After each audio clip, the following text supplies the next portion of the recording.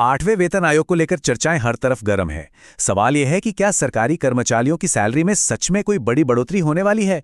आज हम इसी की गहराई में जाएंगे और समझेंगे कि आखिर सच्चाई क्या है। और सबसे बड़ा सवाल जो हर किसी के दिमाग में घूम रहा है, क्या सैलरी डबल हो जाएगी?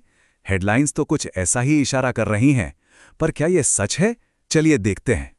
चलिए पूरे मामले को स्टेप बाय स्टेप समझते हैं।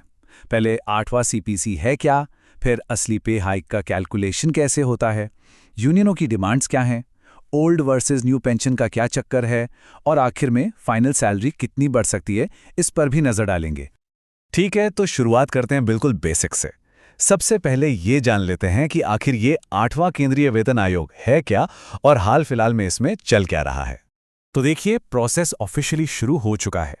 कमीशन के लिए नई दिल्ली में ऑफिस भी अलॉट हो गया है और जो एम्प्लॉय यूनियंस हैं उनकी ड्राफ्टिंग कमेटी ने भी मीटिंग्स शुरू कर दी हैं। मतलब साफ है, अब बातचीत तेजी पकड़ रही है। अब आते हैं सबसे दिलचस्प हिस्से पर, वो हिस्सा जहां हम हेडलाइंस में चल रहे बड़े बड़े नंबर्स के पीछे का असली सच जानेंगे। ये समझना बहुत जरूरी है कि पे हाइक कैलकुलेट होता कैसे है। एक शब्द बहुत सुनने में आ रहा होगा, फिटमेंट फैक्टर। तो ये है क्या? बिल्कुल आसान भाषा में समझें तो ये बस एक नंबर है, एक मल्टीप्लायर, जिससे किसी भी कर्मचारी के करंट बेसिक पे को गुणा करके नया बेसिक पे डिसाइड किया जाता है। अच्छा, अब इस पूरी कहानी में एक और हीरो है, वो है डियरनेस अलाउंस यानी कि डीए। ये मिलता है बढ़ती महंगाई से लड़ने के लिए। पर पे रिवीजन के टाइम ये पूरा जमा हुआ डीए बेसिक पे में जुड़ जाता है और बस यहीं से सारा का सारा कैलकुलेशन बदल जाता है। फाइनेंशियल एक्सप्रेस का ये कोट इस गलतफहमी को बिल्कुल साफ कर देता है। अक्सर लोग सोचते हैं कि जितना फिटमेंट फैक्टर उतना ही सैलरी में जंप, जबकि असलियत में ऐसा बिल्कुल नहीं होता। तो अब देखते हैं असली गणित, इससे सब क्लियर हो जाएगा। चलिए 7वें वेतन आयोग के एग्जाम्पल लेते हैं। मान लीजिए बेसिक पे था 7,000 रुपए, उस पर 125% डीए लगा, जो हुआ 8,750 रुपए। मतलब हाइक से पहले ही हाथ में आ रहे थे 15,750 रुपए। अब जब 2.57 का फिटमेंट फैक्टर लगा तो वो लगा 7,000 पर, 15,750 पर नहीं। इससे नया बेसिक पे हो गया 18,000 रुपए। तो असली बढ़ोतरी कितनी हुई? 18,000 माइनस 15,750, यानी सिर्फ 2,250 रुपए। तो सोचिए, जो चीज 2.57 गुना की बढ़ोतरी लग रही थी, वो असल में सिर्फ 14.3% का रियल हाइक था। यही सबसे जरूरी बात है। जैसे ही डीए मर्ज होता है, रियल हाइक का परसेंटेज काफी नीचे आ जाता है। और अगर हम पिछले पे कमीशंस को देखें तो ये 14.3% का नंबर कोई अनोखी बात नहीं है।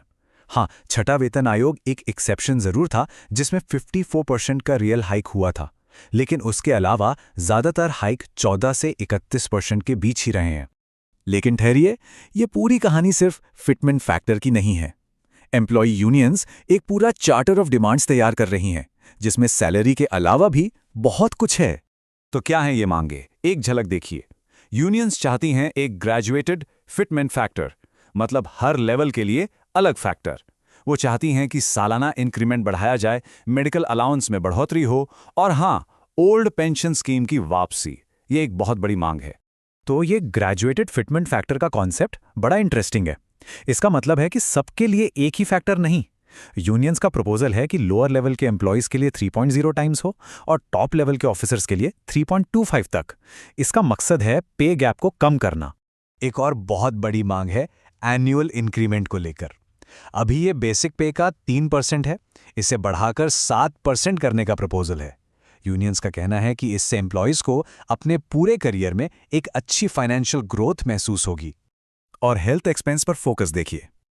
जिन एरियाज में सीजीएचएस की फैसिलिटी नहीं है, वहां फिक्स्ड मेडिकल अलाउंस को 1,000 रुपए महीने से सीधे 20,000 रुपए करने का प्रपोजल है। ये एक बहुत बड़ा जंप है। अब एक और ऐसी डिमांड की बात करते हैं जो सुनने में थोड़ी हैरान करने वाली है। क्या बेसिक पे 66% तक बढ़ सकता है? आखिर ये कैसे मुमकिन है? इसका पूरा कैलकुलेशन फैमिली यूनिट की डेफिनेशन से जुड़ा है। देखिए, अभी जो सैलरी कैलकुलेट होती है वो 3 लोगों की फैमिली यूनिट के हिसाब से होती है। यूनियंस कह रही हैं कि इसमें डिपेंडेंट पेरेंट्स को भी शामिल किया जाए। इससे ये यूनिट 5 लोगों की हो जाएगी, और अगर ऐसा होता है तो कैलकुलेशन के हिसाब से मिनिमम पे में 66% का इजाफा हो सकता है। चलिए अब बात करते हैं पेंशन के मुद्दे की। ये एक ऐसा टॉपिक है जो हमेशा से ही बहुत इंपॉर्टेंट रहा है और इस पर बहस लगातार चलती रहती है। तो यहाँ दो सिस्टम्स हैं। ओल्ड पेंशन स्कीम यानी ओपीएस, जिसमें लास्ट सैलरी का 50% गारंटीड पेंशन मिलता था, और दूसरी तरफ है न्यू पेंशन स्कीम यानी एनपीएस, जिसमें पैसा कंट्रीब्यूट किया जाता है और रिटर्न मार्केट पर डिपेंड करता है। एक डिफाइंड बेनिफिट है, दूसरा डिफाइंड कंट्रीब्यूशन। तो यूनियंस की इस मांग पर सरकार का क्या कहना है? देखिए, सरकार का स्टैंड बिल्कुल क्लियर है। फाइनेंस मिनिस्ट्री ने लोकसभा में साफ कहा है कि ओपीएस को वापस लाने का कोई प्रपोजल नहीं है। उनका तर्क है कि इससे सरकारी खजाने पर बहुत ज्यादा फाइनेंशियल बोझ पड़ेगा। तो इन सारी चर्चाओं और मांगों के बाद आते हैं आखिरी और सबसे जरूरी सवाल पर, द बॉटम लाइन, यानी अलग अलग सिनारियोज में फाइनल सैलरी पर इसका क्या असर पड़ेगा। चलिए लेवल 1 के एम्प्लॉय का एग्जाम्पल लेते हैं, जिसका करंट बेसिक पे 18,000 रुपए है।